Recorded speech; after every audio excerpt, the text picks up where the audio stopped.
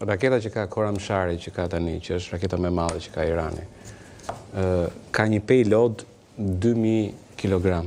Pra mund të mbajnë 2000 kg tritol. Dhe ka një rrezë veprimi rreth 2000 km. Do të thënë, aftësi teknike për të goditur edhe një bombë bërthamore, pse thuhet për atë, se masa kritike e uraniumit 90%, pra që është uraniumi i bombës bërthamore, është 50 kg. Pra, për një bombë të duhen 54 kg. Kjo është arsyeja që ata thonë ka mundësi për 9 bomba, se me 400 kg sa kishte ai, maksimumi mund të bëj 5 bomba. 9 bomba me 50 kg që duhet për një.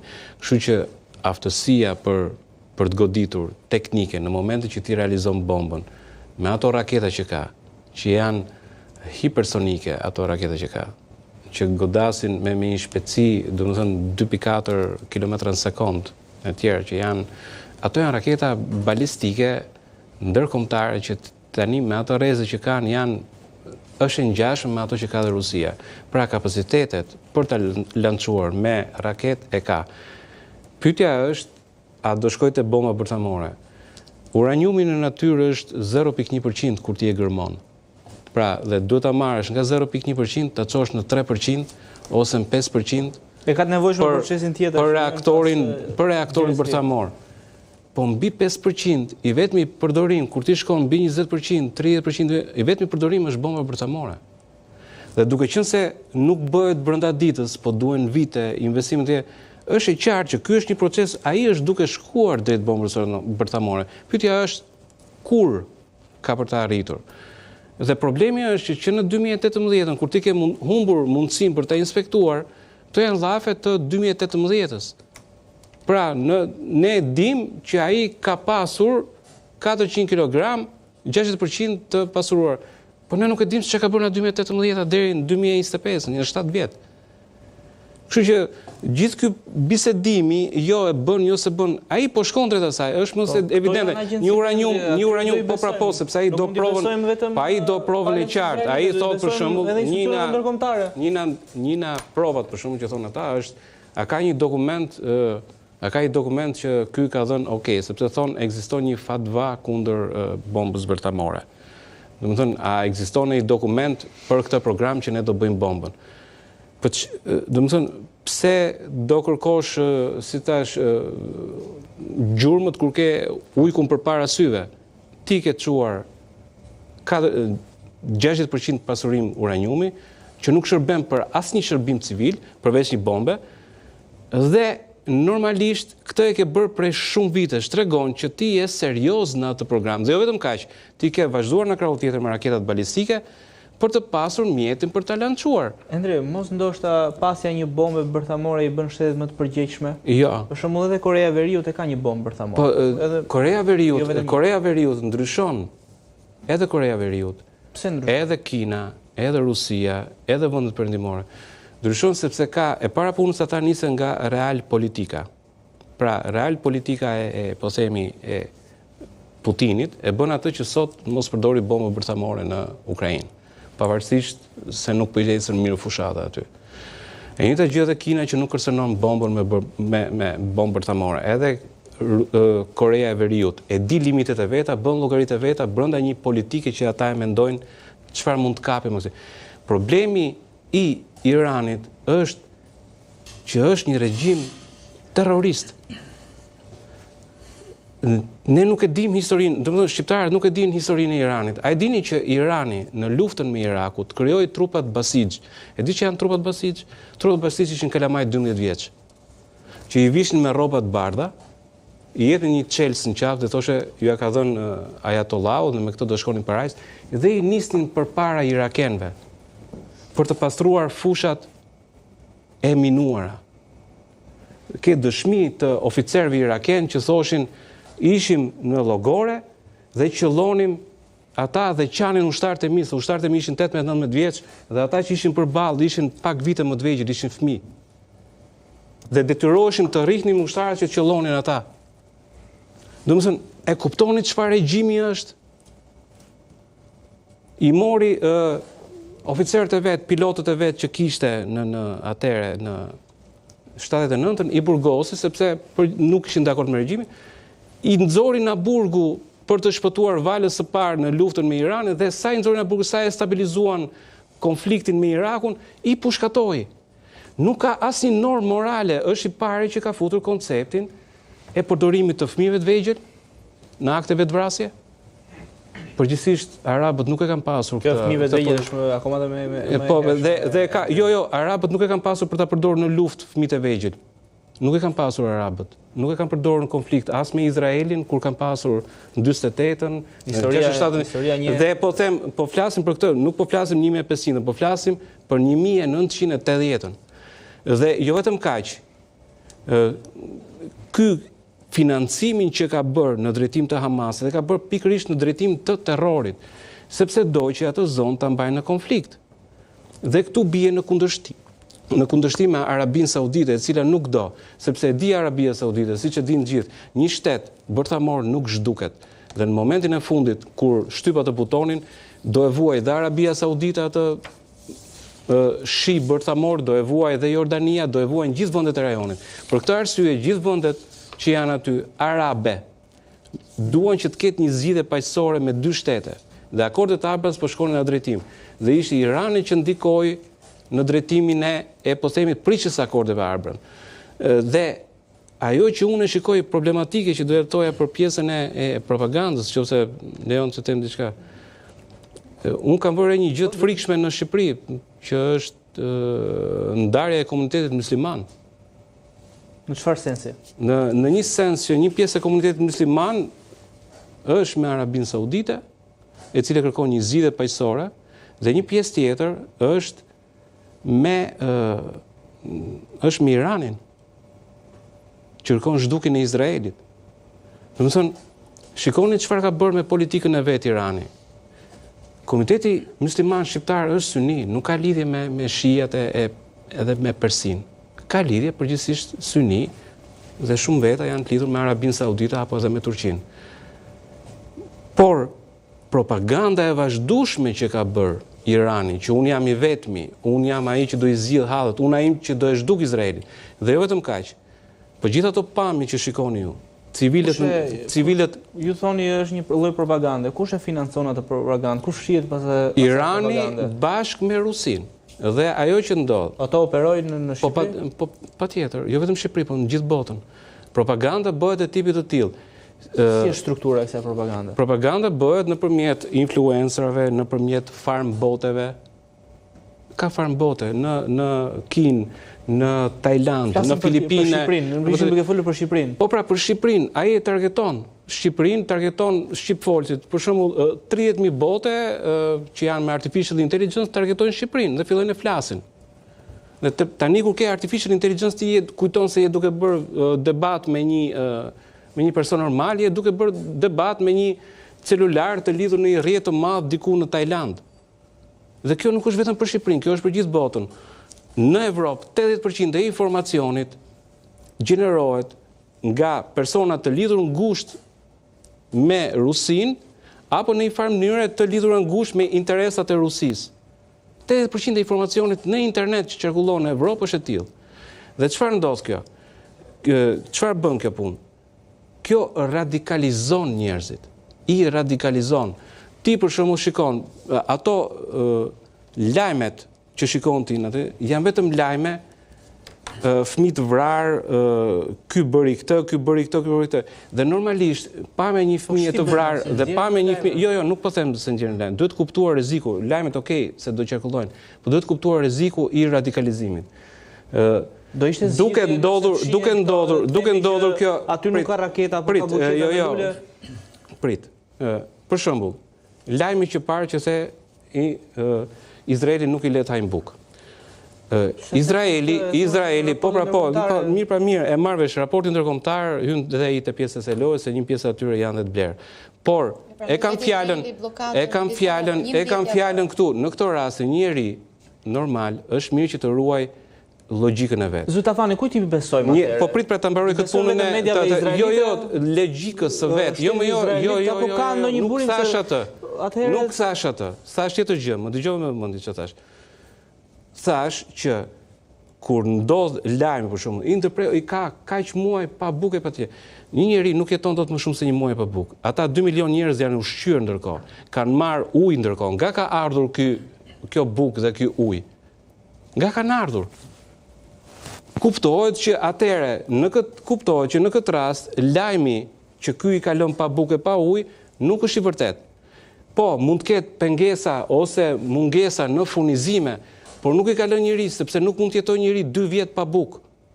Prandaj po them, një njeri duhet përdori logjikën në këtë bombardim informacioni që të vjen 80% të vjen pikërisht për këtë gjë, të vjen për të radikalizuar ty dhe ka radikalizuar edhe komunitetin musliman në Shqipëri që nuk ka pikë lidhje me Iranin. Ky ishte flamuri i Iranit. Dhe me këtë flamur Irani ka ecur dhe në Irak, dhe në Siri, dhe në Liban, sepse dhe arabët e tjerë që janë radikalizuar në kjo gjë, i shkojnë brapa flamurit të Iranit. Prandaj do të jemi të kujdesshëm tek ajo që... jemi të kujdesshëm. Ju jeni gazetar, si do raportoni një ngjarje kur flitet që aty janë vrarë fëmijë, gra, burra, si do raportoje si gazetar?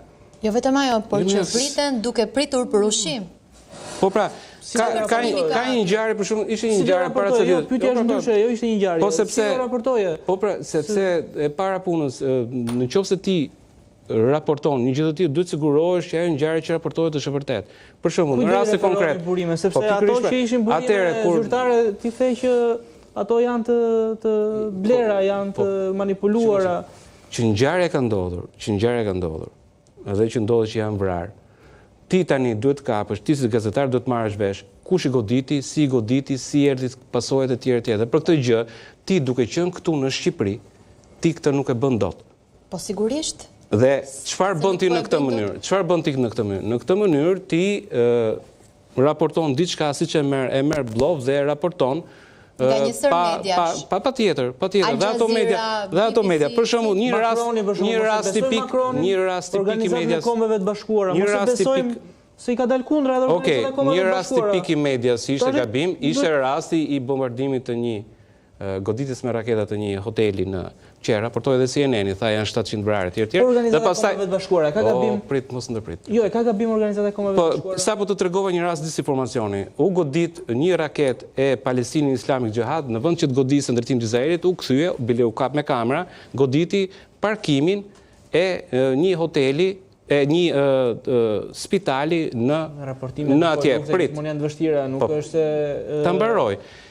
Deklarimi i Hamasit ka 500 vrarë, deklarimi i CNN-it ka 500 vrarë, deklarimi i BBC-s 500 vrarë. Dhe në fund fare, Hamasi do ta thonë në organizatë terroriste. Jo. Biem dakord edhe unë me të gjithë. Ta mbaroj të folurën. Po më le ta tregoj si histori sepse nuk e kupton pastaj çfarë do them.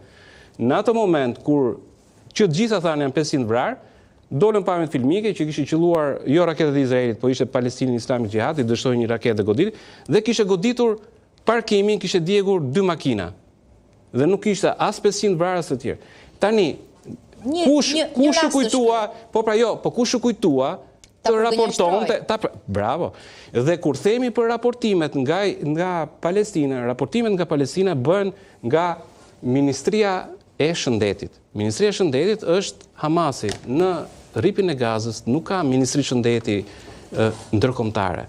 Është diçka e dërtuar.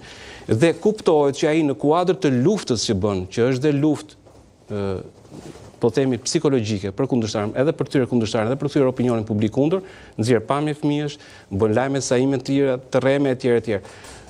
Kjo do të thotë që duhet të jesh i kujdesshëm. Ka të vërtet nga këto që vjen nga Gaza?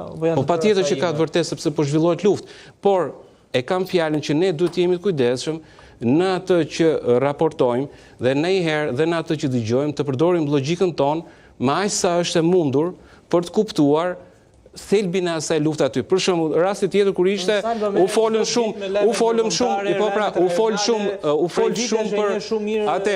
shumë për rastin e civilëve të vrarë. Ta deklaroi edhe generali këtu. 20% 20 me 80 është raporti në luftën urbane, 20 me 80 është.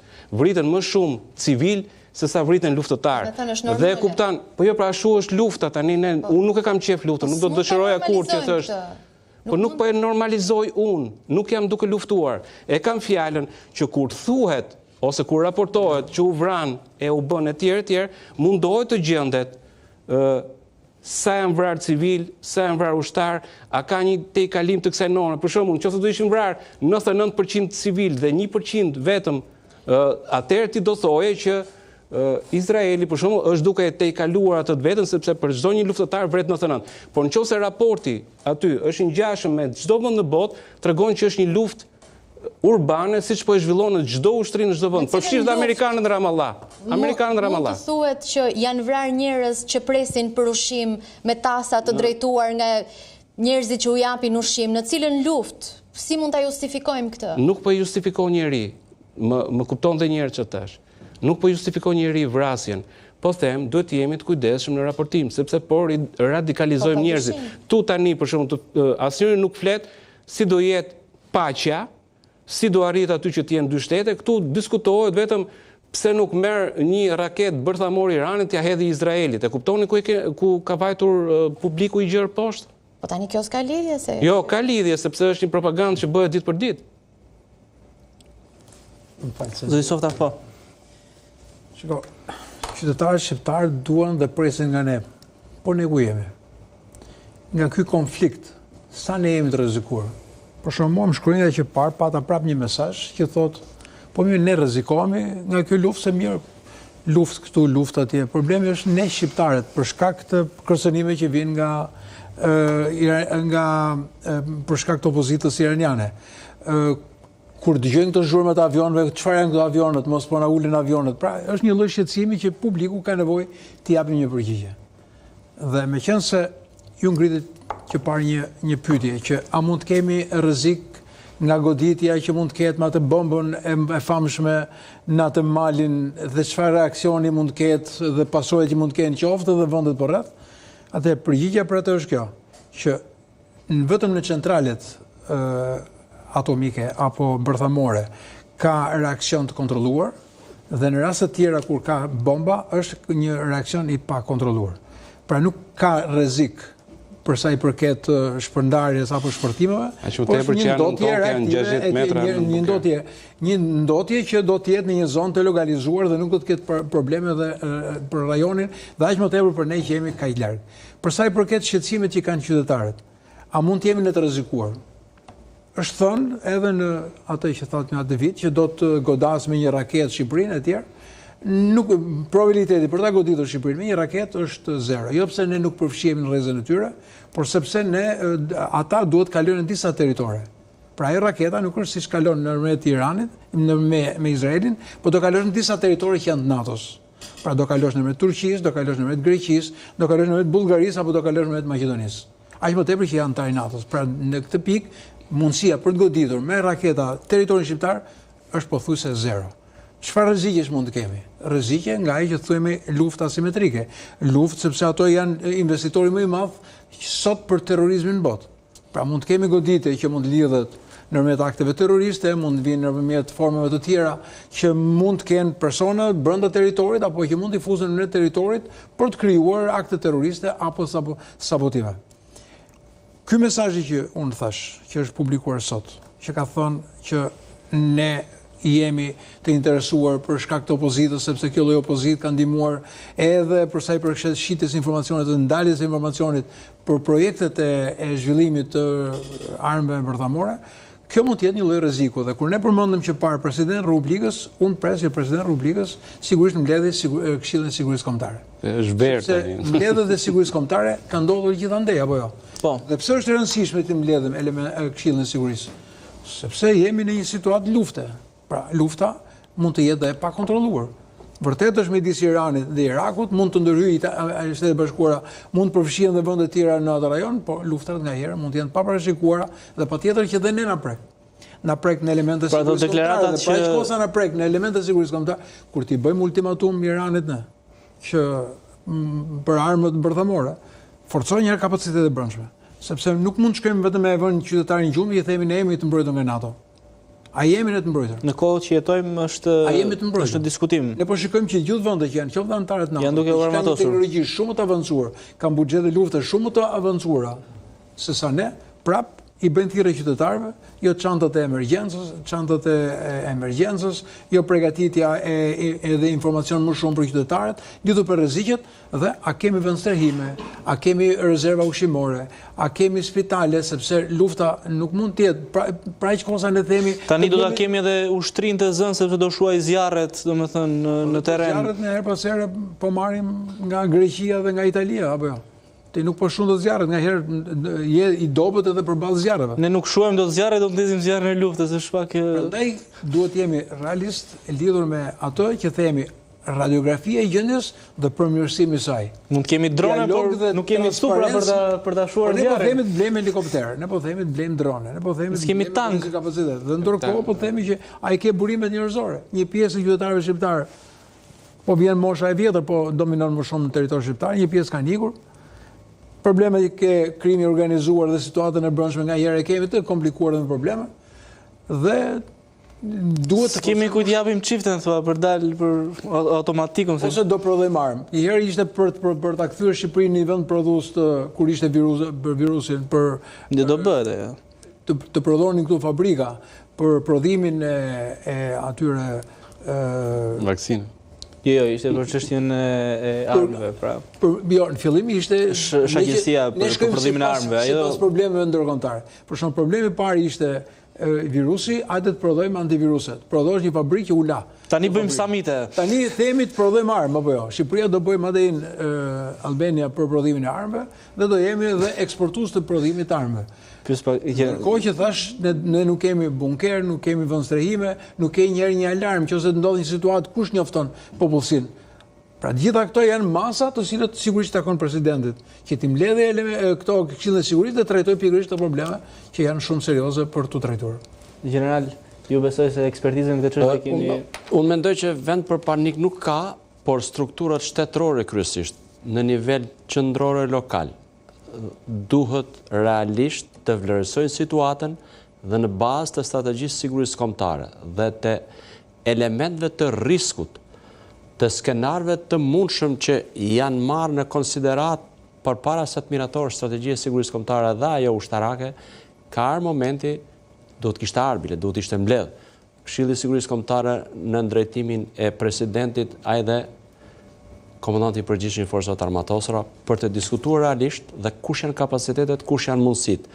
Ato njerëzore pa çka se ne i kemi të reduktuara për fat të keq, ne kemi humbur shumë gjëra të cilat i kemi patur jo për nostalgji, po për element sigurie, duke filluar që nga ajo e para që shkon më shumë kujdeset Bledi Fevziu në një emision televiziv për të zbuluar se ku janë vendstrehimet e si janë ato duke filluar nga Vila 31 e të tjerat, se sa janë strukturët shtetërore.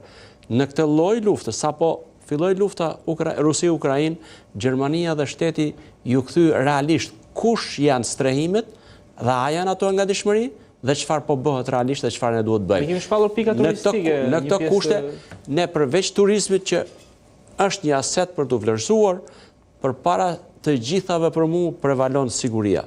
Pra siguria personale, siguria në komunitet, siguria politike, siguria ekonomike, siguria shëndetësore, ekologjike, të gjitha llojet. Ne nuk e vlerësojmë elementi siguri i cili na shoqëron në çdo hap të jetës dhe veprimtarisë sonë. Aq më tepër, aq më keq, kur strukturat e nevojshme shtetërore për të cilat ne si qytetar paguajmë, kemi obligimin natyrisht me taksat tona pa ata kryejnë funksionin, gjëja më minimale është që ata të paktën të vihen në lëvizje dhe të vlerësojnë situatën e cila është ndikimi i kësaj situate në vendin tonë. Nuk jemi të përjashtuar. E thash dhe në fillim, nuk duhet të ketë, jemi në momentin që të ketë panik, por nuk është i minimizuar apo jashtë rrezikut. Element të sigurisë kombëtare, strategjisë sigurisë kombëtare, të asaj ushtarake që duhet në lëvizje. Nuk është elementi vetëm forca armatosur apo struktura të tjera të policisë që janë këto janë të parët që duhet veprojnë dhe duhet jenë vërtet të përgatitur, të informuar, por krahas përgatitjes, trajnimeve dhe informimit duhet në këtë situatë të ketë një shkallë të rritur të gatishmërisë. Por kjo duhet shkojë pastaj tek çdo qytetar, tek çdo strukturë shtetërore, në gjitha nivelet. Dhe tek bashkëpunimi që ne kemi. Edhe sepse është një bashkëpunim dhe vërtet është qytetari bën pyetje çfarë këta avion që fluturojnë, po kush e siguron hapësirën ajrore tonë, ne dihen kapacitet tashmë se s'ka më sekret. Se e din gjithë sepse ato që patëm në 90-ën e shkatruam dhe ky që modeli që ne e zgjodhëm për të ardhur në një ndryshim sistemi. Për fat keq. Ne nuk i kemi këtë lloj. Edhe bazën ajrore të Kuçovës erdhën partnerët italianë të cilët bën atë spektaklin me edhe ajo është një bazë taktike ndihmuese. Nuk është operacionale, por gjithsesi është për të vlerësuar që erdhi. Dhe jo, flas për avionët të cilët performuan në pistë. Dakor, ata kanë ardhur për të performuar në një ditë që bëhet përurimi i saj dhe ata ikin ndërtimin e tyre ku kanë kapacitete, ku kanë detyrë dhe përgjegjësitë. Në këtë kontekst duhet vërtet e realisht të shikohet situata, të vlerësohet situata dhe të merret masa preventive për aq sa ne kemi kapacitete. Nuk mund të themi sot ne që do të mbrojmë qiejt ton vet, se nuk kemi asnjë lloj mundësie as kapaciteti teknik. Pastaj bashkë me kapacitetin teknik është edhe përgatitja e trajnimi i strukturave, i njerëzve, elementi njeri. Gjithsesi, kjo është situata në cilën ne nuk duhet të qahemi, por duhet me aq sa mundësi kemi strukturat dhe tek çdo qytetar të shkojë vërtet me seriozitetin e duhur, lajmi, informacioni dhe detyrimisht edhe masat që ne kemi mundësi për të reaguar. Ishte realisht është situata siç thon juve që forcat armatosura për fat keq përdorën nganjëherë siç dolni në kohën e Covidit që dolën transportuese blinduar për të bllokuar lëvizjet nëpër Tiranë ose përdorën helikopterët aq sa kemi ne kapacitetet e tyre se ne nuk kemi asnjë në si themi multifunksional. Ne kemi thjesht për një transport dhe ajo kohë që është vendosur është bërë me një kosto marramense, sepse atë pjesën e kalojmë pjesa teorike që themi smart defense për të bashkëpunuar për kapacitetet tona me fqinjët tanë dhe për të marrë produktin maksimal që kemi ne, por këtë e harrojmë, pastaj kur vjen çështja tek tendrat, të cilët nuk mund zhvillohen kështu siç duhet, por zhvillohet ashtu siç i pëlqen X apo. Tendrat në çdo drejtim, sepse lindi një pyetje që forca ajrore e Izraelit pati një moment që pse? Sepse çdo lloj avioni me rregullat e NATO-s, piloti post fluturojnë në vit 148 orë, ai nuk mund të jetë pilot. Pra në për trajnimin. Por edhe të çdo lloj mjeti fluturues, nuk po them tash vetëm avionët. Nëse brenda 100 orëve fluturoj apo s'fluturoj, ai për 100 orë kërkon shërbim kapital. Se amortizohet. Normale. Dhe në këto kushte ne nuk i kemi mundësitë, ne nuk i kemi kapacitetet, por nuk mendohet as në aspektin e zgjuar. Ja ku kemi Republikën e Kosovës, se marrim si shembull. Ajo vërtet i drejtohet se sa buxhet ke, aq do blesh armatime do modernizosh forcën armatose, forcën e sigurisë së Kosovës. Por ne do të heqim dorë se kemi 34 vite që vazhdojmë të marrim ato çfarë vendet e tjera lën. Pra, mallra teknik të përdorur. Teknika e përdorur është parimi amerikan që thotë duhet të blejmë general. Duhet blejmë të reja. Teknik të reja. Për shembull, nëse i do ishte në dorën tuaj, nëse do të ishte në dorën time, cilat ishin 3 gjërat kryesore që i duhen Shqipërisë sot? Nëse do të ishte në dorën time, unë do t'i propozoja strukturave vendimmarrëse, kryeministit, presidenti, po kryeministi kryesisht, parlamenti shqiptar, do t'i propozoj. Çdo gjë që blehet të jetë bashkëkohore, sepse nuk mund të jesh e ndërveprueshme me vendet e NATO-s, nëse ti blen një teknologji që ajo i ka ikur koha. Dhe pastaj vjen vendet e tjera që na e dhurojnë dhe thotë përdoret metoda e kanibalizimit. Prish 2 që të riparosh 1. Çfarë konkretisht duhet? Mjetet e blinduara. Forca ajrore, forca detare. Ne nuk kemi forca ajrore, realisht. Tash një vend, sa do i vogël që të jetë, pavarësisht se ne jemi të integruar për 16 vjeç në strukturën e Atlantikut Veriut, por nuk të garanton çdo gjë, sepse koha, situata në Ballkan ne e dim si është, që është vërtet një siguri aq e brisht, pa fol për ndikimin e luftës në Ukrainë apo në mes Izraelit e Iranit, kemi edhe problemet tona që kanë qenë, janë dhe do të mbeten këtu. Dikur në diktaturë general ishte i gjithë populli ushtar dhe ishte ajo shpreha në rast të një rreziku 1 milion qytetar shqiptar bëheshin gati për 24 orë. Sot pa e marr të egzageruar shqiptarët për fat të keq do të sjell vetëm një shembull dhe pjesa morale e jona, e përgatitjes, sepse ka ardhur për 34 vitesh nuk ka ardhur vetëm duke u dobësuar dhe duke u shkatruar, jo pa qëllim. Ndoshta kanë dorë edhe shërbimet e huaja të fshehta, përfshi edhe vendet fqinj. Për shkatrimin e ushtrisë shqiptare? Po, pa diskutim. Sepse unë po ju sjell vetëm një shembull. Në 99-ën, kur themi shërbime sekrete të huaja, flitet për cilat vende? Greku, serbi, këto që janë linja serbo-slave përgjithsisht ka qenë është dhe do të jetë pavarësisht lëkundive që në marrëdhëniet diplomatike ti herë përmirësosh, herë përkeqësosh. Ato janë gjithmonë aty sipas këtij. Ato janë absolutisht janë aty. Janë aty dhe ata paguajnë për atë. Dhe detyrimisht i kërkojnë llollori kur paguajnë. Në 99 ka qenë një brigadë, mos gabojmë, në Kukës, me sa kujtohem, që u tha që serbi erdhin morin. Ajo kohë kur ne vërtet merrshim edhe qetat vullnetare armën atë që kishte përkatësi për dalë në kufi, ata u boshatis qyteti i Kukësit për të ardhur në thellësi. Për çfarë?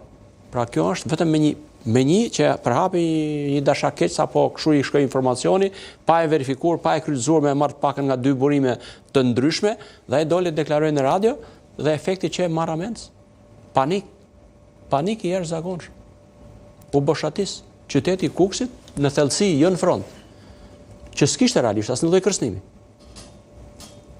Në këto kushte them që ne nuk jemi, dhe kjo pjesa e përgatitjes, sepse kjo nuk vjen në një ditë. Dhe kjo pjesa nuk mund të bëhet në një ditë. Ka një deklaratë shumë të rëndësishme presidenti serb Andrea sot ditën mbrëmjen e djeshme Aleksandar Vučić ka njoftuar që do të bëjmë ndryshime shumë të mëdha në ushtri, do ta bëjmë Serbinë të pathyeshme, i ka cilësuar se ndryshimet më të rëndësishme deri më tani, ka thënë që për disa vite, një deklaratë që nuk e kishte bërë më herët, jemi armatosur në mënyrë të fshehtë për të blerë armatimet më moderne, më të sofistikuara dhe për të rritur aftësinë tonë goditëse, ka thënë dhe ka përmendur si kërcënim aleancën ushtarake mes Prishtinës, Kroacisë dhe Shqipërisë, sipas të cilit muaj më parë duhet të qëndrojmë vigjilent, ka thënë edhe duke përmendur edhe lëvizjet gjeopolitike dhe të rrezikshme në botë. Në aspektin politik, a u zhvillu takimi para ca ditësh, takimi vendeve të Bashkimit Evropian, bashkëpunimit vendeve të Bashkimit Evropian. Në fund fare të dy Bosnia-Hercegovina dhe Serbia nuk nënshkruan aktin final. Detyrimisht na ka vendosur fati të jetojmë me fqinjet tanë, të bashkjetojmë me ta në kuptimin e fjalës, sepse nuk i lëvizim dot kufit, por siç pala reagon, edhe ne duhet marrim kundër masat. Aq sa kemi kapacitet dhe mundësi. Aspekti i përgatitjeve që duhem ndërmarr, a jeni edhe ju për rikthimin e shërbimit detyrueshëm ushtarak, siç një pjesë e vendeve është duke bërë, qoftë edhe ato që janë pjesë e NATO-s? Një pjesë e vendeve të NATO-s e kanë përfshirë dhe atë të famshme që ka qenë dikur që u shkri në 93-shin shkolla mesme ushtarake Skënderbej për përgatitjen e ushtarakëve të Mirëfill. Aty për mua është vendi ku përgatitet realisht një ushtarak i arshëm. Unë jam për kthimin, sepse të gjitha këto lloj kapacitetesh që kemi, resurset që kemi. Kthimin e shkollës apo shërbimit të detyrueshëm ushtarak? Të shërbimit të detyrueshëm ushtarak. Edhe shkolla nuk do ishte keq, por nuk është momenti tash për ta diskutuar, ndoshta do të jetë me një bazë më të qëndrueshme diskutimi dhe afatgjatë. Por për kthimin e shërbimit të detyrueshëm, absolutisht jam për të realizuar. Pavarësisht kohës, 4 muaj, 6 muaj. Ai është para element që e ke të përgatitur të trajnuar për çdo rast të mundur, gjithë rinin sidomos, dhe e dyta që është më e rëndësishmja, e mëson element të tillë që nuk arrit kur një të mësoj, që nëse përballet me një vështirësi një jetë që nuk e përjashton, të gjithë janë të përgatitur për të bërë ballë këtyre sfidave në jetë kudo që të jenë. Pra, përveç se përgatitjes që e ke element të përgatitur, që për një rast të dhënë sot në çdo vend të botës e kanë komponentin rezervist dhe e thret. Ne kemi 34 vjet, 35 vjet që komponenti rezervist ka ngel në nivelin e një vendimi i Këshillit të Ministrave pa u ngritur asnjë lloj strukture.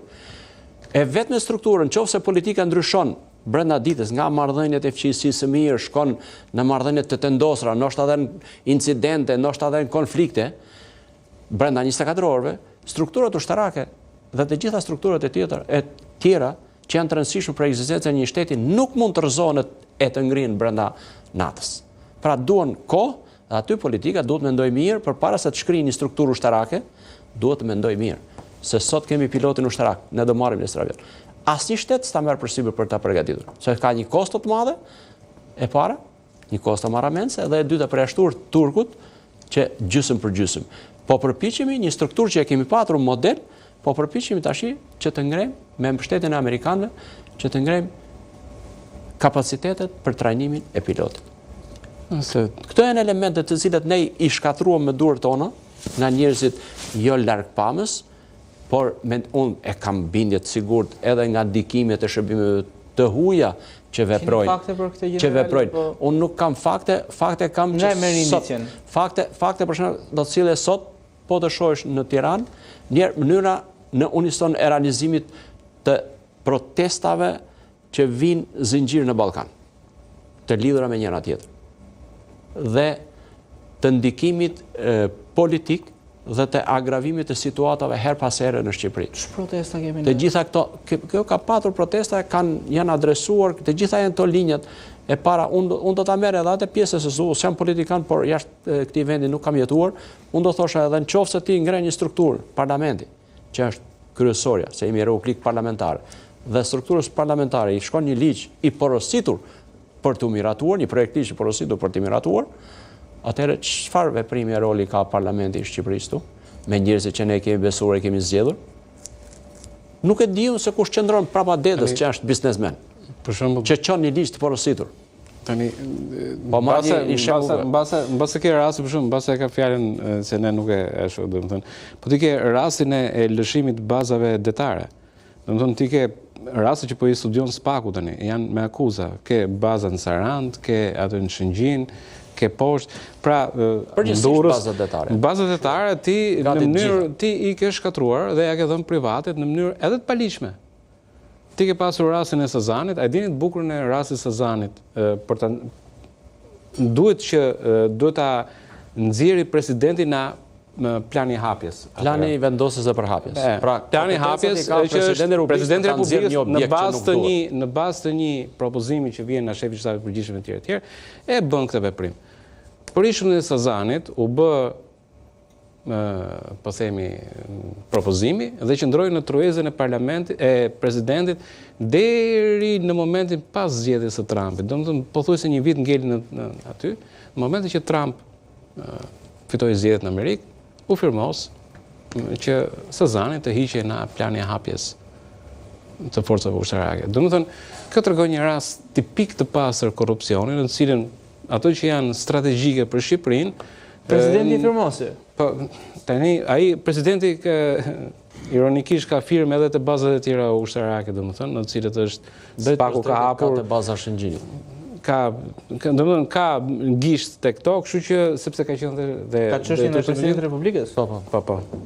Në detyrën e shefit shtabit përgjithshëm, merret miratimi specialistët u shkon një objekt ushtarak. Duhet në bazë strategjisë sigurisë kombëtare, strategjisë së ushtarake dhe planit afatgjatë zhvillimit forcave të rostra, i duhet kjo strukturë apo nuk i duhet? Ekspertët ushtarak ulen dhe konkludojnë që kjo nuk duhet, përfundimisht nuk duhet dhe ja propozojnë ministri ja propozon presidentit të Republikës sepse është kompetencë e tij. Dhe në këto kushte zoti Begaj këtu çfarë kur ka qenë shefi i shtabit përgjithshëm në detyrë për objektin bazën ndihmuese detare të Shëngjinit i ka vajt me ekspertën tavolinë dhe ky e ka afirmosur që nuk i duhet më forcët armatosur. Dhe tash e ka vetë në dorë për të afirmosur si president që e nxjerr jashtë planit vendosës së përhapjes, nuk i duhet forcat armatosura dhe e jep, por ka qenë çështje në gjykim, është në SPAK, por duke qenë se ai u zgjodh si president i Republikës, është pezulluar për momentin. Si çështjen e ndjekjes. Pra, ne na vjen rreziku na vetë brenda dhe duhet diçka tjetër. Për shembull, e lëm një anë këtë pjesën e që patjetër duhet mbase Polonia për shembull vajti nxorë një objektiv që brenda një viti do i riservisi gjithë meshkujt që janë të aftë për shërbim ushtarak. Pra do bëj atë zborin që kemi pas bërë ne dikur, domethënë, brenda një viti merrte përsipër gjithë popullsinë e meshkujve ta riserviste edhe një herë, sepse ka ndryshuar kushtet e luftës. Sot në Ukrainë 80% e dëmtimeve vijnë nga dronët. Pra ne duhet një herë para punës të kuptojmë që jemi duke ndryshuar, pra bota po ndryshon edhe, po themi, mënyrën se si luftohet, po futen dronët dhe jo vetëm dronët sipër. Tani kanë filluar të futen në masë dhe dronët të cilët ecin si puna e tyre, robotët vegjël si qenë, domethënë ngarkuar me armë eksplozive që vinë të futen llogore. Pra, po bëhet një luftë në drejtim teknologjike aq e lartë sa duhet ripar dhe njerë, ore na duen avion apo na duen njerëz që të dinë në këtë punë.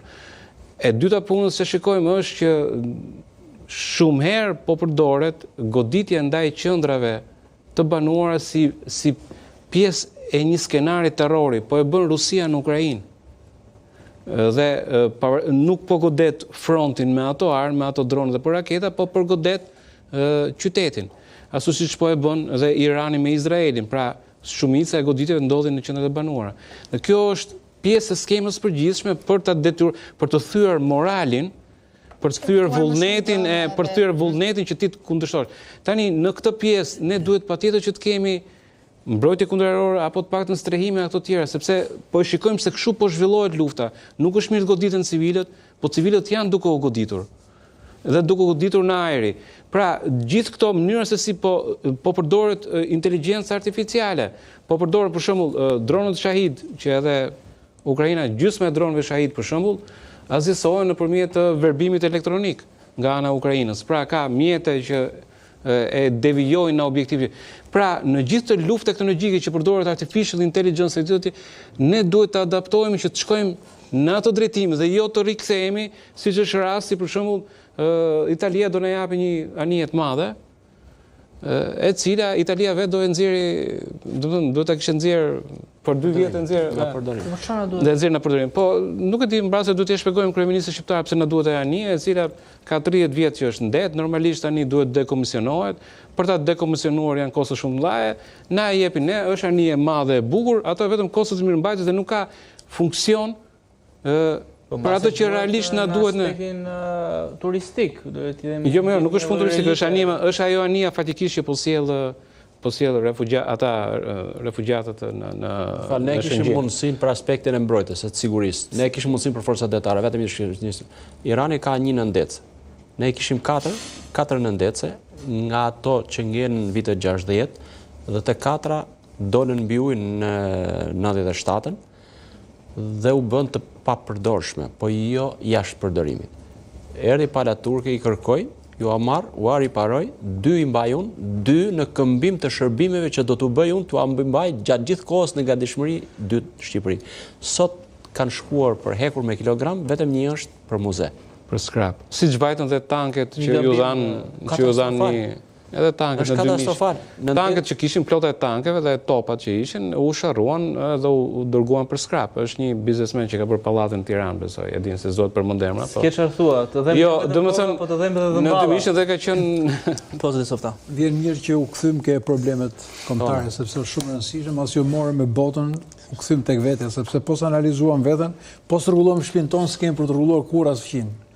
Atëherë, folet me drejt lidhur me disa protokolle dhe me disa protokolle të sigurisë. Për shembull, presidenti, kryeministri, kryetari i kuvendit e tjerë kanë protokolle sigurie, por kanë dhe plan evakuimi. Që në rast të një situate, ato dinë dhe ku do shkojnë, dhe ku do rrinë, ku do qëndrojnë, si do zhvillojë aktivitet qeverisja, parlamenti, si do të zhvillojë. Por ne nuk e kemi këtë për qytetarin shqiptar.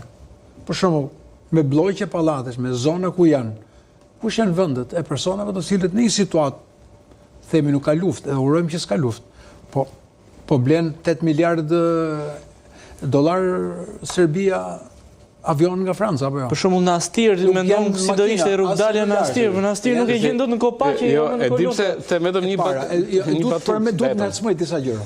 E dyta, ju thatë, a mund ta fusim shërbimin e detyrueshëm ushtarak? Okej, dakor. Po në këtë vend ne nuk kemi herë një evidencë të gjithë ushtarakëve që kanë punuar në këtë vend. Të oficerëve të policisë që kanë punuar në këtë vend. Është inteligjenca ushtarake, cili për shkak të pagave detyrohen të punojnë në punë të rëndomta, harroj objektesh. Po një regjistër që në rastet e një situate patjetër këta njerëz janë të vlefshëm, sepse është investuar nga shteti për përgatitjen e këtyre kuadrëve. Është general apo jo? Padyshim.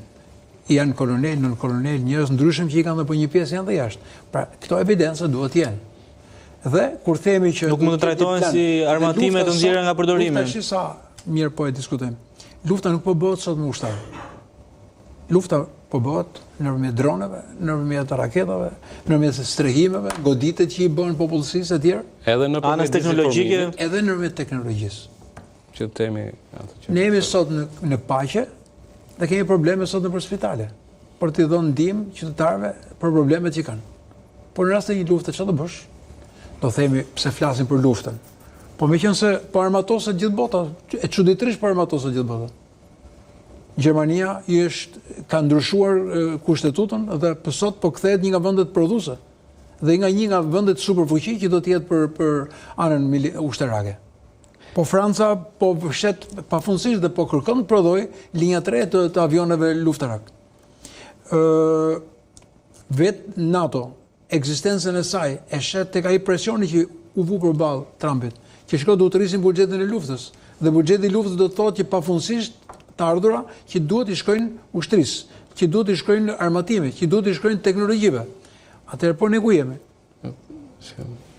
Nëse mund të them për të lajmet ndërkombëtare, për shembull Kanadaja do lidhi marrëveshje të hënën, bashkëpunimi reciprok dhe mbrojtje reciproke me BE-n, sepse BE-ja po krijon ato që quhet pool, domethënë një shumë jashtëzakonisht të madhe, në të cilën do shërbej për krijimin e projekteve, dhe tani projektet do jenë të përbashkëta. Edhe Kanadaja do jetë pjesë e këtyre projekteve, që do të thotë do përfshihet edhe në prodhimin e atyre që do jenë platforma, për shembull avionët e gjeneratës 6 etj. Pra, nuk është se është vetëm Evropa, po Kanadaja për shembull që po e ndjen shkëputjen e Shtetet Bashkuara, do që të bëjë dhe të hënën do e lidhi Carney që është kryeministri, do lidhi marrëveshjen me BE-n. Është Australia në cepin tjetër të botës, e cila prapë dhe ajo kërkon të futet në këtë program të BE-s prapë për armatimin. Pra, ne po shikojmë që gjithë bota po shkon drejt armatimit, dhe mua më bëhet qefi që mendon që këta të tanët kanë plane për strehim për vete, po këta s'kan as plane, se këta qendrën e komandës shtabit përgjithshëm ta e nxorën muze, bunkarti e gjithë të tjerë. Këta i kanë nxjerr edhe ato që ishin qendrat luftës, dhe generali mund ta aprovoj. Ato që ishin baza që mund të përdoreshin për të vazhduar luftën shtabi i përgjithshëm të tjerë, këta i bëjnë vende turistike. E kupton ti se vjen turisti, paguan 2 euro, futet aty dhe thotë, po ti a e bën dot atë vend strehim të tillë? Ajo ka qenë e planifikuar për evakuimin e udhëheqës për të shkuar për punuar. Dhe Sazani që përmendet, Sazani po, këta për veten e cilët ne mburreshim, ka qenë pikërisht kontrolli i Otrantos. Pse? Sepse është 72 kilometra me Italinë. Pse ka probleme sot Irani? Sepse thot do të kontrollojë dhe do të mbyllë ngushticën. Mbyllja e ngushticës thot ka kontrollin e ngushticës. Pse ka probleme Panama që e kontrollon Kina? Sepse është trafiqet, lëvizja, trafiku ndërkombëtar i ekonomisë që qarkullon, apo jo? Atë në këtë kuptim Shqipëria mund të ishte një rol dominant për kontrollin e Adriatikut. Po themi për nga raportet duke ndërtuar një aleancë të tillë me Italinë, sepse ne jemi 72 kilometra larg me të. Sigurisht në kuadrin e NATO-s, po duke i dhënë më shumë përparësi dhe më shumë rëndësi, po themi peshës specifike të këtij vendi në raport me alatët. Që unë shikoj problemi më tepër tek që qeveria jonë nuk ka ndërmend të luftojë. Se po të kishte ndërmend të luftonte. Ka mendim për paqe, jo për luftë. Jo, të paktën do kishte strehime për veten. Fakti që nuk ka strehime për veten tregon, por nuk ka, sepse ato që ishin, ato që janë sekrete që gjitha janë nxjerr, gjithë çfarë kemi pas vend komanda, depo etj. Edhe janë për seriozisht e ke. Dhe ishte për këtu është diferenca edhe me atë regjimin e para 90-s. Ai regjimi ishte e kishte ndarë mendjen që do luftonte deri në vdekje, gjithë ato vend komanda, gjithë ato vende bunker, dhe për njerëz të tjerë. Ai e kishte ndarë mendjen derisa nuk ka një. Atëherë, ai regjim që ka qenë para 90-s e kishte ndarë mendjen që do luftonte, për këtë arsye ishin aq bunker, ishin aq strehime për njerëzit dhe vend komanda, fsheta, depo. Kjo qeveri që është tani nuk e ka ndarë mendjen të luftojë, sepse ato që ishin vend strehimi për veten nuk ka, dhe kjo e ka ndarë mendjen që rastin e parë të luftës dikush ndodh në Shqipëri, merr valixhet, ikën në Çipro apo ku didion në një vend tjetër. Kjo është arsyeja që këtu as për veten e tyre për të vazhduar luftën, shtabi joni i përgjithshëm, kryeministri, presidenti që duhet të jenë në vend komand, as për veten e tyre nuk ka menduar. Dhe kjo tregon që ata e kanë ndarë mendjen që do ikin në rastin ku shkrepet pushka parë, ata do jenë parë që do ikin. Dhe kjo është më e frikshme. Në çdo lloj situate në pretekstin e kalimit të masës që realisht u bë para 90-s, ky ishte gabimi për mua. Nuk mundet sot të heqësh dorë nga çdo gjë që lidhet me sigurinë e kombit tënd, e vendit tënd. Para, nëse thuhet dikur që u kalu vërtet në gjitha aspektet. po nuk është momenti as koha për të analizuar se çfarë u bë gabim dhe çfarë nuk u bë. Por përfundimisht, kalimi i masës po marrë një element të fortifikimit, përgjithsisht të strehimeve, qendrave të zjarrit, e bunkerëve, shumë gjëra tjera. Momenti ishte i domosdoshëm sepse bota në gjitha llojet e luftrave klasike që janë zhvilluar, vijat e fortifikuara i ka njohur si aleatin kryesor ku janë kthyer, janë prishur raportet në luftra.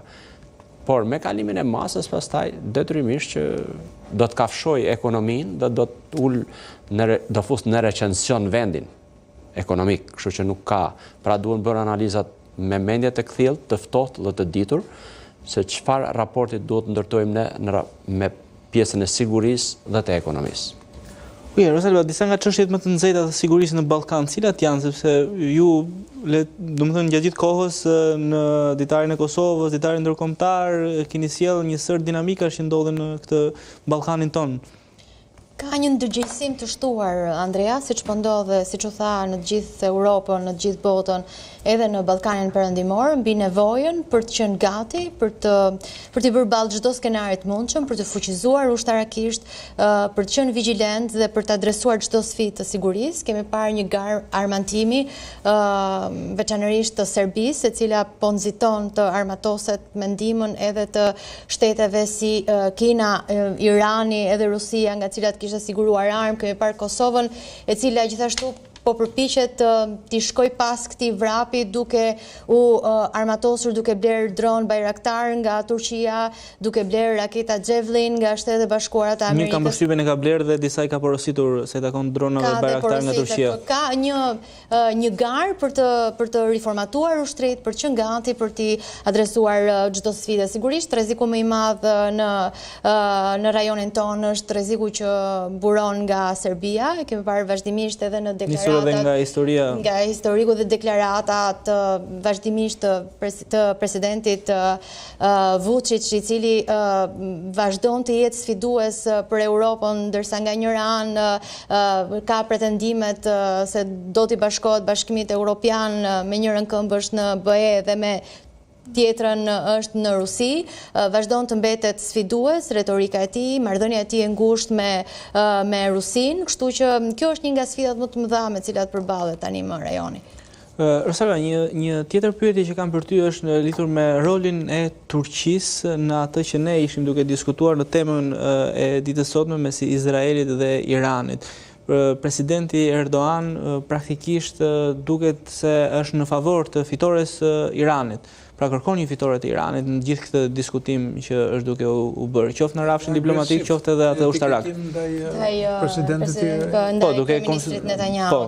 Kemi parë që vazhdimisht ka bërë disa nga deklaratat më të forta presidentit turk ndaj Netanyahu, duke e cilësuar kasap, duke e cilësuar Hitler, ka vendosur epitete nga më të forta. Dhe një nga reagimet e tij të ditës së sotme ka qenë u bë thirrje vendeve me ndikim mbi Izraelin të mos e dëgjojnë helmin e tij. Një zgjidhje duhet të gjendet ndërmjet dialogut. Bota islamike me 2 miliard banor duhet të bëhet një pol më vete.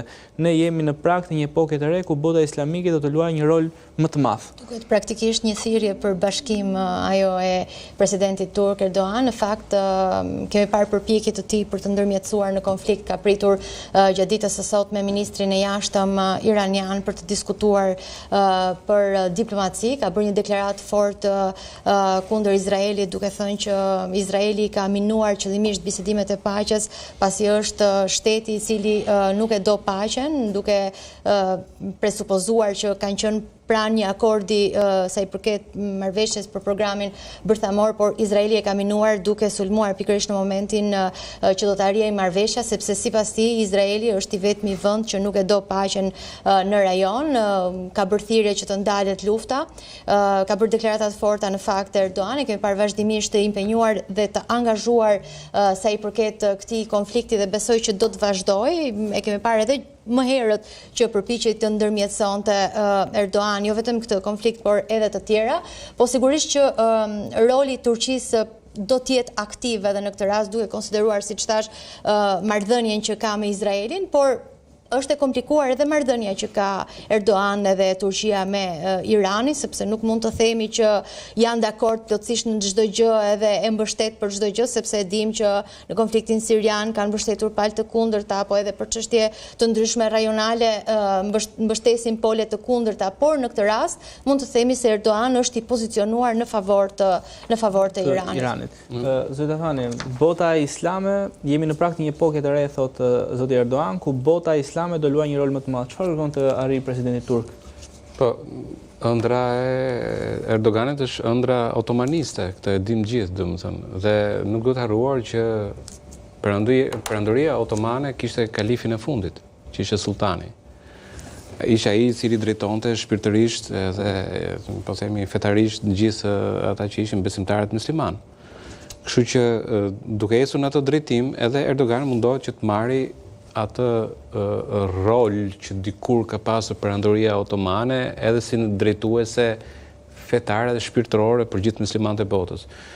Problemi është që është përplasur me Iranin pikërisht për këtë gjë, dhe Irani nëpërmjet propagandës vet ka dashur gjithmonë që të jetë, pra duke thënë që vetëm unë më ndjem për Palestinën, ju tjerët nuk e ashtu fare, ka dashur të marrë këtë plamur për të qenë ai në krye të kësaj. Në ana tjetër edhe Pakistani në kuadër të nacionalizmit vetë për ta diferencuar veten nga India, edhe ai thot këtë punën e nacionalizmit. Fakti është, shikojnë gjërat në terren. Siria ka hapur qejt për avionët izraelit. Qeveria siriane zyrtarisht ka hapur qiellin për avionët izraelit. Dhe qeveria siriane nuk bën dot një lëvizje pa miratimin e Erdoganit. Qeveria siriane ka çuar ushtar në kufi, ka çuar ushtrinë e vet në kufirin midis Irakut dhe Sirisë, në mënyrë të tillë që të mos kalojnë milicit shiite të Irakut, që varen nga Irani, të kalojnë në territorin e saj. Dhe këtë nuk e bënte dot pa miratimin e Erdoganit. Pra, pavarësisht retorikës të Erdoganit në televizor, që është e mirë për të marrur mesazhe laik, në terren Siria, që është praktikisht bën atë që thotë Erdogani, e ka bllokuar Iranin që t'i japi kundërpërgjigje konvencionale dhe e ka favorizuar Izraelin duke lejuar që avion të Izraelit, po jo vetëm të Izraelit, edhe të Francës, edhe të Shtetet Bashkuara të Amerikës, të fluturojnë në qiellin e saj dhe të godasin dronët apo çfarëdo lloj rakete që mund të kalojnë atë drejtim. Pra, Erdoganin vetvete, atë që ka kundërshtarin e vet në rajon e ka Iranin, mundohet të adopsojë dhe për të sa më shumë të zgjasë ky konflikt dhe sa më shumë të shkatërrohet Irani, aq më mirë sepse i humbet një konkurrent në primatin e vendeve muslimane. Kështu që është tjetër gjë ajo që thot për reklam, dhe është tjetër gjë ajo që plani i tij është dalë po i afrohet Izraelit nëpërmjet, po themi, Sirisë, pra nesër pas nesër për t'i ushtruar një presion më të madh Izraelit, ai do ketë mundësi shumë më tepër se sa Irani, sepse është fizikisht në Siri. Dhe e dyta punës është edhe një vend që është vendi i NATO-s, kështu që edhe Izraeli me Turqinë, domethënë është pak e vështirë që të plasë konflikte me njëri tjetrin. Loja e tij është ajo që quhet loja afatgjat, long game, dhe ai po arrin ta kapë të gjithë dhe po ndihmon dhe Izraeli duke nxjerrë jashtë lojë Iranin. Interesant është rasti pasaj i Rusisë edhe i Kinës. Rusia për shembull ironikisht i intereson që Irani, domethënë kjo lufta të vazhdojë sepse rritet çmimi i naftës, që e ndihmon Rusinë për naftën. Dhe Rusia e quajti po aq të vlefshme atë marrëveshje që lidhi në janar, ka lidhur marrëveshje me Iranin. Një marrëveshje strategjike për mbrojtjen, bashkëpunimi strategjik, dhe kur u pyet tani Putini, tha ajo nuk kuptonte që unë mund të çoja trupa në Iran sot. Dhe duke sikur e ka lënë pas dore. Ka po atë njohje të traktatesh Putini, siç e ka dhe Trumpi që thotë që duhet mua çka kanë bërë me memorandumin e Budapestit 94 që i kam ofruar garanci Ukrainës. Kanë të njëjtin mentalitet, si Putini, si Trumpi. Dhe në rast se Putini tani duket sikur e ka braktisur dhe normalisht do i shkaktojë dhe vështirësi për momentin, sepse 50% e dronëve që godasin Ukrainën vinin deri para fillimit vinin nga Irani. Dhe tashmë nuk mund të shkojnë më për të ndihmuar sepse kanë hallat e veta. General, si është një zgjidhje në këtë konflikti? Mendoj që nuk do të jetë kaq e shpejt sa të gjithë do të dëshironim dhe Përfundimi i saj do të jetë me ulën në një marrëveshje diplomatike, por jemi me sa duket në rritjen e intensitetit të veprimeve luftarake nga të dy palët dhe të përfshirjes përveç aspektit diplomatik dhe të përfshirjes realisht edhe të vendeve të tjera në këtë konflikt, siç shpejt pritet. 12 ditë kanë ngel mos gabojmë nga ajo deklarata që bëri presidenti Trump me gjithë pa parashikueshmërinë që mund të ketë ai në ato deklarata që jepet, për sa i përket afatit kohor që tha dhe 2 javë kohë ka që ne të përfshijmë drejt për së drejti në reagime. Kështu që pjesa politike mendojon e takimit të djeshëm u ezauruar, ku flet për aftësitë dhe kapacitet dhe mundësitë që Evropa e Bashkuar, Bashkimi Evropian ka për të ndikuar në këtë konflikt, dhe tashmë duket sikur dal nga dal po i ngjelet fjala e fundit presidentit Trump dhe Shtetet Bashkuara të Amerikës për të përfshirë dhe për ta çuar konfliktin drejt qëllimit që ata i kanë caktuar Izraelit edhe vetes për të arritur, pavarësisht se cilat do të jenë mjetet që do përdoren. Pra do të shkojë drejt këtij finalizimi, por jo shumë i shpejt. Unë shoh konfliktin në vazhdimin e intensitetit dhe të rritjes së saj. Do të softa? E shoh gjatë këtë luftë, edhe pse Irani do të ketë shumë vështirësi, sepse e para ka një pakënaqësi të brendshme, ka probleme ekonomike, pavarësisht se shtetet si Irani kanë investuar shumë, sidomos në teknologjinë e luftës, dhe mund të shkojë të paktën sipas analizës time tendenca për të rrëzuar sistemin. Ata pa rrëzuar sistemin nuk do të mbyllet kurrë problemi me Iranin. Do të jetë aty gjithmonë, do të jetë më i egër në raport me problematikat që ka. Sepse qëllimi i pasurimit uraniumit nuk është vetëm qëllim ekonomik, edhe nuk ka qenë qëllim ekonomik, ka qenë krijimi i një fuqie, sepse duke pasur, po themi, atë lloj bombe atomike, bombë nukleare, do të kishte mundësi të bënte superfuqi për të diktuar pastaj në tregje. Sot, edhe pse nuk është e deklaruar, Izraeli ka të paktën 200 koka. Tregon për një fuqi atomike, por nga njerë nuk është e thënë ta kesh fuqinë atomike, sepse vendet ndryshme 10 janë që janë fuqi atomike. Pjesa tjetër, për shembull, Italia nuk është fuqi atomike, por nuk është se nuk e ka. Qartë. Polonia nuk është se është, po e ka, sepse është shpërndarja e proporcionalitetit të lëndëve të bombave atomike nga Shtetet Bashkuara apo nga NATO për të ruajtur fuqinë atomike territoriale. Rosalo, për të mbyllur bashkë, duke qenë se nisëm po bashkë, zgjidhja që mendon se do jepet i konflikti? Izraeli nuk do të ndalet, kjo është e sigurt. E ka bërë qartë që nuk do të ndalet edhe në deklaratat e fundit, deri në shkatrimin e programit bërthamor, gjë që, siç e tham, nuk do të jetë dhe aq e lehtë që të realizohet, por pretendon të shkojë dhe më tej tani, duke sugjeruar se kërkon edhe ndryshim të regjimit, siç e tha dhe zoti Softa, ka thënë në deklarata Netanyahu që në mesazhin e tij në nisje të këtij operacioni i ka bërë thirrje vetë popullit iranian dhe të rinjve atje që të ngrihen kundër atij që e ka quajtur një regjim tiran dhe kriminal që me ndihmën e tij do t'i japim rrugën për të rrëzuar. Pra, synimi është tani besoj të rrëzohet regjimi, gjithçka do të përcaktohet nga vendimi që do të marrë presidenti amerikan Donald Trump, nëse do t'i bashkohet ose jo luftës, sepse pastaj ndryshon gjithçka, sigurisht që konflikti do të marrë një trajektorë edhe më të rrezikshme që do të ketë pastaj pasoja e kundërpërgjigje të cilat do të jenë të vështira për të parashikuar. Megjithatë, ne lutemi dhe shpresojmë për paqe gjithmonë. Zoti Softa, shumë faleminderit, Rosalba, shumë faleminderit. Shumë faleminderit Endre, general, shumë faleminderit. Nderuar shikues, jemi në fund programit, folëm sot lidhur me dinamikën që ka patur e gjithë lufta, kronologjinë e saj, ndërkohë që rreziku që mund t'i vi edhe Shqipërisë, duke qenë se në të shkuarën në 2022-shin ne kemi ndërprerë zyrtarisht marrëdhëniet me Iranin pas sulmeve kibernetike që ata kryen. Ndërkohë opozita iraniane është estreuar prej disa vitesh në vendin tonë jo shumë larg Tiranës, dhe gjithashtu rreziku është prezent. Ne do ritakohemi bashkërisht mbrëmjen e nesërme. Nga unë Andrea Dangli, natën e mirë dhe mirëpafshim.